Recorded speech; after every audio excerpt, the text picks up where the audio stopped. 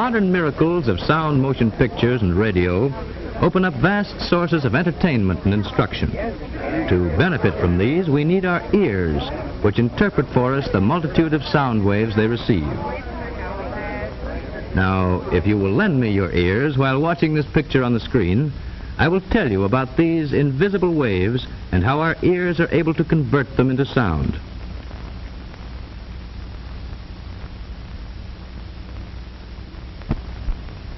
We all know that if a pebble is dropped into water, ring-like ripples spread in all directions over the surface.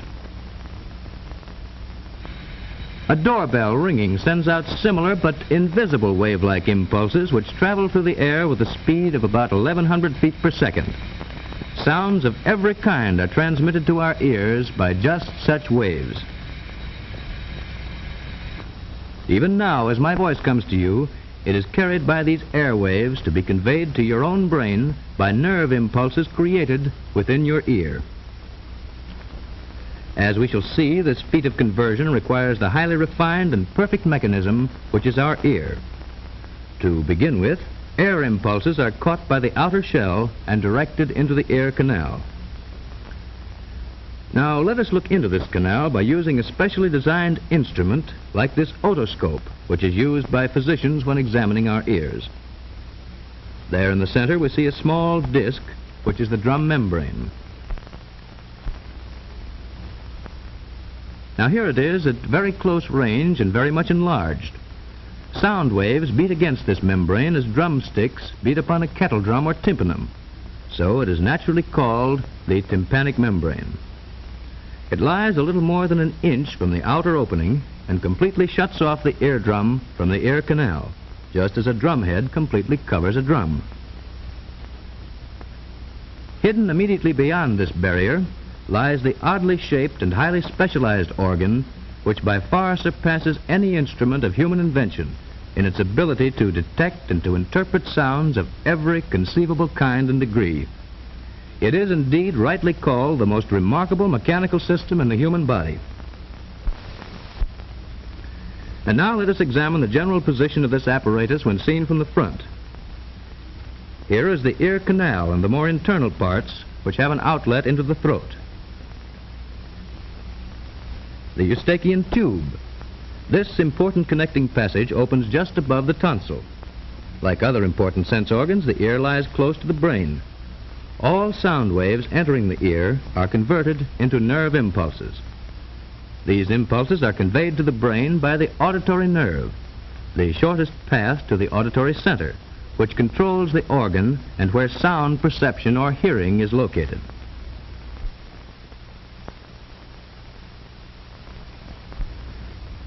The bones of the skull also encase the inner ear. Here we can see it occupying a group of intricate hollows and channels. These are safely protected within the hardest portion of the temporal bone. This portion is actually the hardest bony structure in the whole body. Now let us greatly enlarge the picture of one ear so that we may examine its construction and its parts in greater detail in this sectional view. The ear is divided into three parts. First, the external or outer ear, consisting of the shell or pinna, and the auditory canal or meatus. These and many of the parts that are to follow have been given their names because they resemble familiar objects. Now second, the middle ear or eardrum, also called the tympanum, consisting of the drum membrane, already compared to a drumhead, and the drum cavity. This is shut away from the outer ear by the drum membrane, but communicates with the throat by means of the Eustachian tube, already mentioned. The most striking feature of the middle ear are these three tiny but delicately fashioned bones. They're called the ear bones or ossicles. Like the outer ear, the middle ear contains air. It is the purpose of the Eustachian tube to equalize the air pressure on both sides of the drum membrane to prevent its being injured by violent noises or changes in air pressure. Beyond the middle ear lies the third part, called the inner ear or labyrinth. Unlike the outer and the middle ear, this part is filled with a liquid instead of air and contains the delicate apparatus which transforms sound waves into nerve impulses. And now let's look at a still larger view of the middle ear with its 3 ear bones or ossicles, and then see what happens when sound waves strike the drum membrane.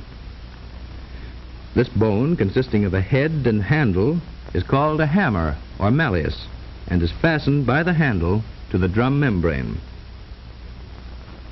United to the malleus by a joint is the anvil or incus, which in turn touches the stirrup or stapes. The footplate of the stirrup is attached by a movable ligament to an opening, which is called the oval window.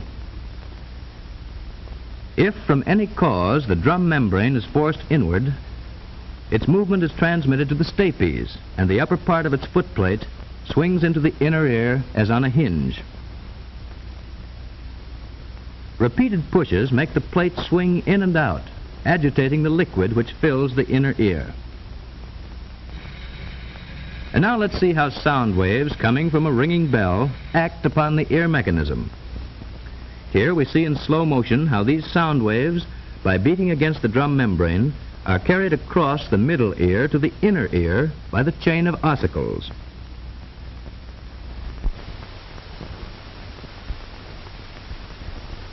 The inner ear, or labyrinth, contains the minute but extraordinary mechanism which finally converts sound waves into nerve impulses. If the eardrum should be destroyed, sound waves could still reach the inner ear through the surrounding bone and cause some sensation of hearing. But destruction of the labyrinth itself causes complete deafness. The labyrinth, as its name implies, consists of a maze of passages or tunnels hollowed out of the solid surrounding bone. These passages are loosely lined with a skin or membrane. Now, if we remove its surrounding bone, we reveal the shape of the entire labyrinth as it is formed by its lining membrane. Part of the labyrinth consists of these 3 ring-shaped passages called the semicircular canals. These, however, only aid the body in keeping its balance and need not be considered in connection with hearing. Our real interest is in this rounded portion with the 2 small openings, and of course the part with which it is united and which looks like the shell of a snail.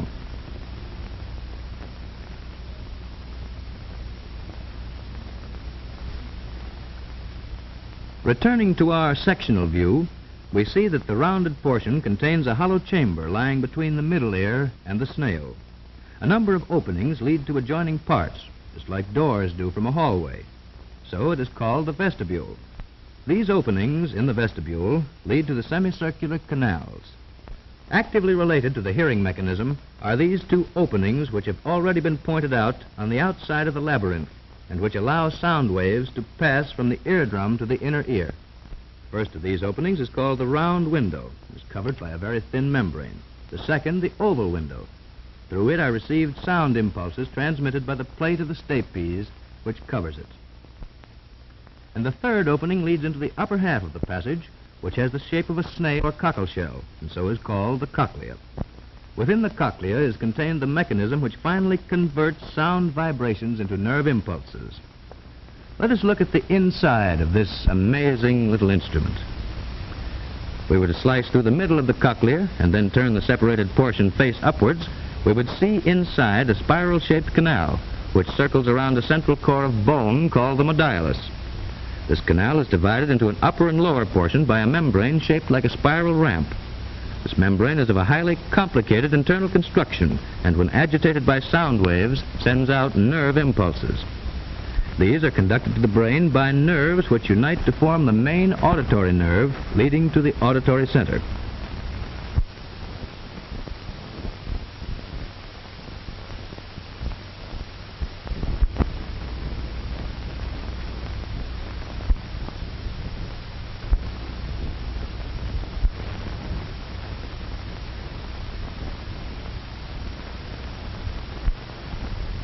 Now let's look at a simple diagram of the cochlea and its action. And this time, let's take off the top. Here again, briefly, we recognize the vestibule with the oval window covered by the stirrup. And directly below is the round window covered by its membrane. And here is the third opening, which leads directly into the inner channel of the cochlea.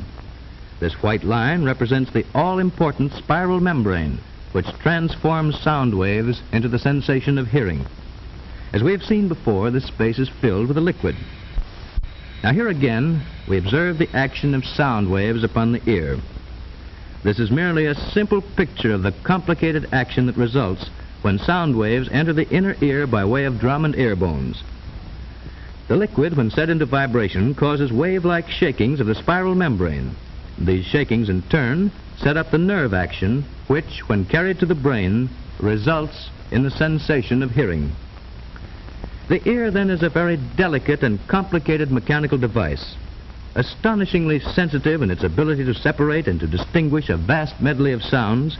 It excels by far the most ingenious and delicate instruments ever devised by man.